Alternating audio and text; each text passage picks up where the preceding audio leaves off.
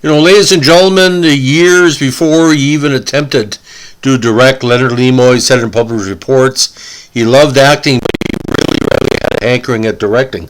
Now, he was good friends with Jack Laird, the showrunner for Night Gallery, and he was bugging Laird to bring him on the show. Now, he did act in one episode of season 3, She'll Be Company for You, about what they call a very not evil but directional cat. But Death on a Barge, Gerald Finneman, he's a former cinematographer for Star Trek, did the visuals on this, and for what Nimoy did here, his first time directing wasn't too bad. He went on to do a couple of Star Treks, Three Men and a Baby, but in here, the day for night shooting takes away from his efforts. But with Leslie Ann Warren, who plays the vampire of the piece, we'll get that in a second, it could have been probably one of the best episodes of season 3, but you weren't allowed pornography back in the day. My dad always said this episode would have been better if the main actress would have been nude. A lot of people wanted to see her nude because very ethereal woman. Now, Death in a Barge, the teleplay was by Halsted Wells, based on the story The Canal by Everett Worrell, directed by Nimoy with Leslie Ann Warren as Hyacinth, typecasting, Robert Pratt as Ron, Lou Antonio as Jake, Brooke Bundy as Phyllis, Jim Bowles as Hyacinth's father, Artie Spain as the Coast Guardsman, Dorothy Conrad as customer number 33, and Dee Dee Young as customer number 32.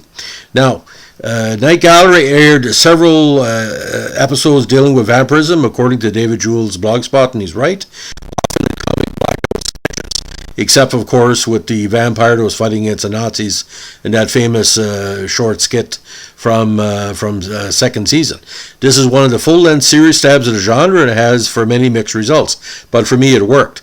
The high point is the casting of the beautiful Leslie Ann Warren as Hyacinth, a fetching young girl who spends her nights on deck of the barge she shares with her father, which is tethered ashore in a small fishing village.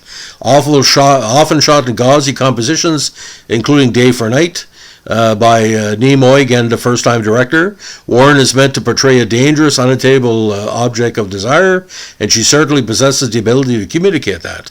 Barefoot in a flowing white dress and with a face who could have launched 1,000 barges, one can easily see why young fishmonger Ron awakes at midnight after an early day's work to come to the dock, then try to get to know her better.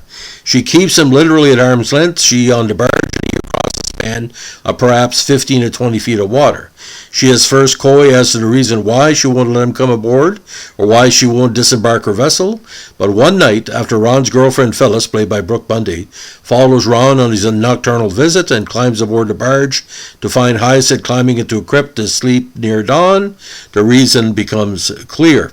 Now, this is where it'd be a little bit confusing, because there's a competition between his co-worker and his girlfriend as to what to do with Hyacinth. Hyacinth eventually attacks Phyllis, and as Phyllis escapes the barges underneath into the dawn's early light, Hyacinth reacts in agony as the sun's rays fall upon her. Later at the living quarters Ron shares with his co-worker Jake, Phyllis reads up both on the history of Hyacinth and her father, and also the subject of vampirism. News accounts described that Hyacinth and her father lived in a nearby town where some explain murders occurred. Murders resulted in mutilation and exsanguination, the telltale signs of vampirism. Ron and Jake scoff at this, but Ron's curiosity is piqued, and also he wouldn't mind another excuse to visit Hyacinth, so he goes to her and confronts her with these suspicions. She admits that she's a vampire and she wants Ron as much as he wants her. Only if he gives himself to her, it would mean the death of him. As the irony is from embracing, Ron pulls away. His survival instinct trumps his sexual desire, and he leaves. Jake, however, is the hornier of the two, has followed Ron, and he sees how immensely attractive Hyacinth is. And in this case, what man or woman wouldn't?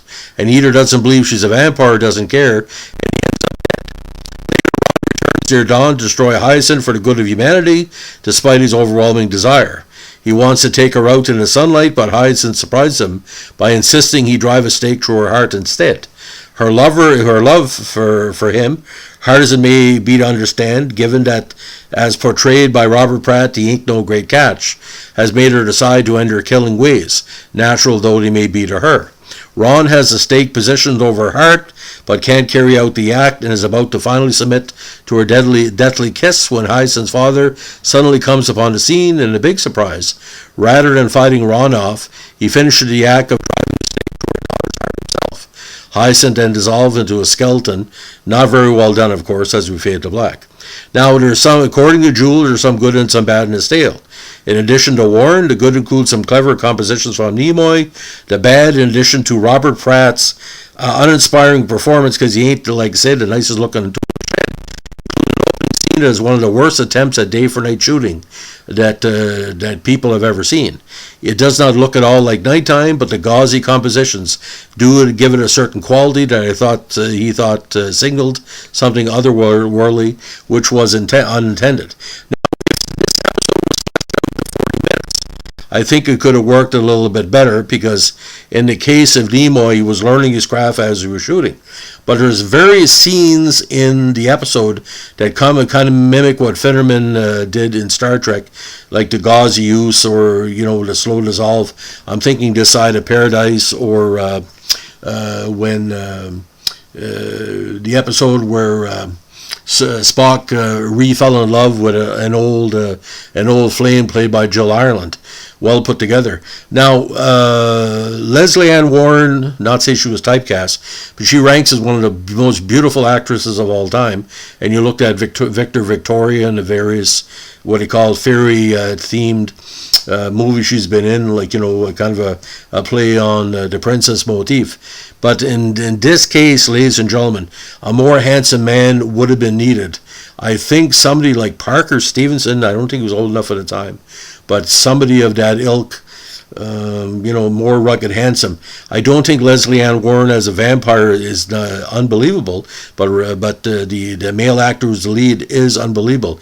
He just doesn't have gravitas as a handsome man to make it work, like a Peter Strauss would work too.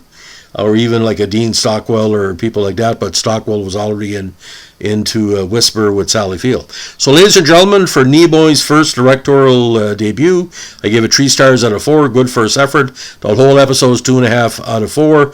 Not because of anything Nimoy or the cinematographer or the actors did. Antonio was strong, but again, the male lead doesn't. You got to have both sides to carry it off: the handsome man and the handsome woman. The love story was success because Ali McGraw and Ryan O'Neal really worked together, and that's what you need. You need 2. And Leslie Ann Warren is a 10, and the man she wanted to kill for love was only a 4. So together it's going to make a 16 out of 14. Thanks for listening, and don't forget, we have many podcasts here on the channel talk about Night Gallery. Please check them out, and give us a like, comment, subscribe, or share. And don't forget, requests are always appreciated and always highly considered. Thanks for listening. Bye.